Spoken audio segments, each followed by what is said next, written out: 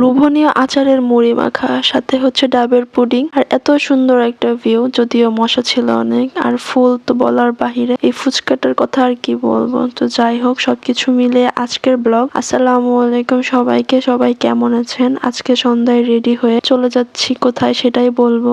আজকে বড় আপু আমাদের সবাইকে নিয়ে ঘুরতে বের হবে, তো সবাই রেডি হয়ে আমরা রওনা দিলাম। যেতে যেতে আমি রাস্তার একটু ভিডিও করে নিয়েছি, আপনাদের সাথে শেয়ার করব। তার জন্য আসলে রাস্তার ভিউটা অনেক সুন্দর লাগছিল, এর জন্যই হচ্ছে আমার ভিডিও করা। আর এই মিনারগুলো দেখতে আমার কাছে এত ভালো লাগতেছিল যে আমি যতক্ষণ দেখা যাচ্ছিল ততক্ষণই হচ্ছে ভিডিও করতেছিলাম।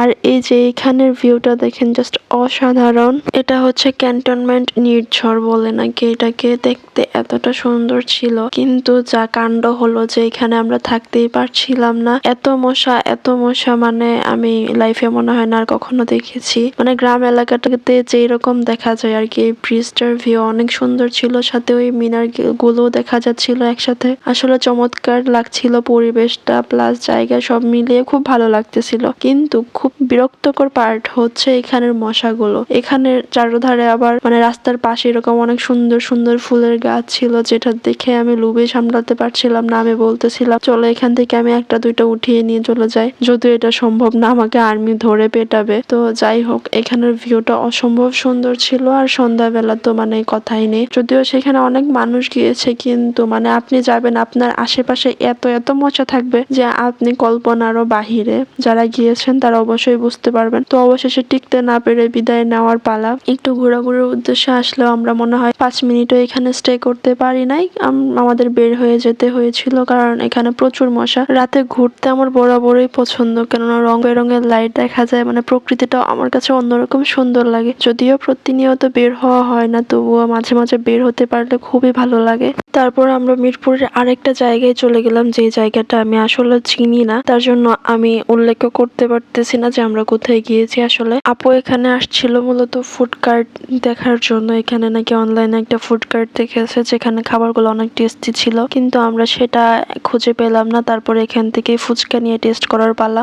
ভালোই ছিল বলা চলে, কারণ সবসময় সবারটা যে ভালো হবে এরকম না। ওনারটা আসলে অন্যদের তুলনায় অনেকটাই ভালো ছিল, যেহেতু অনেকে এখানে খেতে যাবেন। তো এখানে ফুচকাটা বলতে হচ্ছে পানিপুরি স্টাইলে ছিল। ওনারা ফুচকা বানিয়ে দিবে, হরেক রকমের হচ্ছে টক থাকবে, যে এখানে দেওয়া আছে। অনেকটা প্রায় মনে হয় 10টার মতো কলস ছিল, যেখানে অনেক অনেক বিভিন্ন টেস্টের হচ্ছে টক ছিল। ফুচকা বলতে এইভাবে সবাই ছিল দাঁড়িয়ে দাঁড়িয়ে। আর এটা হচ্ছে লোকেশনটা আমি আসলে অতটা চিনি না, তাই আমি বলতে পারতেছি না। তারপর আমরা বৈঠক খানাতে চলে গেলাম। সেখানে হচ্ছে বিভিন্ন রকমের স্টল আছে। এই মুড়ি মঞ্চ, এখান থেকে হচ্ছে আমরা মুড়ি খেয়েছি। মানে অনেক ধরনের মুড়ি পাওয়া যায়। তো উনি মুড়ি ভর্তা করতেছিল, আর আমি হচ্ছে ভিডিও করতেছিলাম। এক এক মুড়ির ভর্তার প্রাইস এক এক রকম ছিল। আমি যেহেতু ঝালমুড়ির পাগল, তাই হচ্ছে অন্য খাবার খাওয়ার আগে এটা আমি খাবই।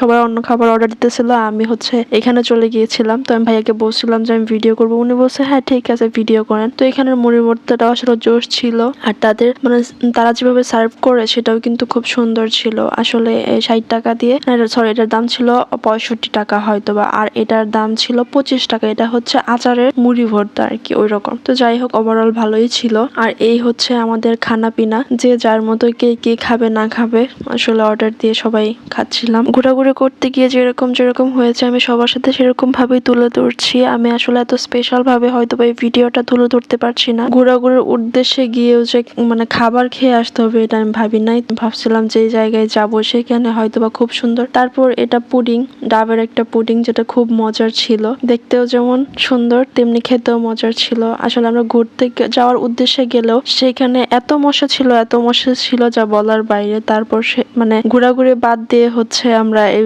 অন্য জায়গায় যেতে হয়েছে। তো যাই হোক, আমার অনেক অনেক ভালো লেগেছে। বড় আপুকে অনেক অনেক ধন্যবাদ, যে ছোট একটা মুহূর্ত হলেও আমাদেরকে বাহিরে ঘুরতে নিয়ে গিয়েছে। যদি আপু প্রায় হুটহাট ঘুরতে নিয়ে যায়। তো যাই হোক, আজকের মতো এই পর্যন্তই। ভালো থাকবেন, সুস্থ থাকবেন, এবং আমার ব্লগটা আপনাদের কাছে কেমন লেগেছে অবশ্যই জানাবেন। ধন্যবাদ সবাইকে।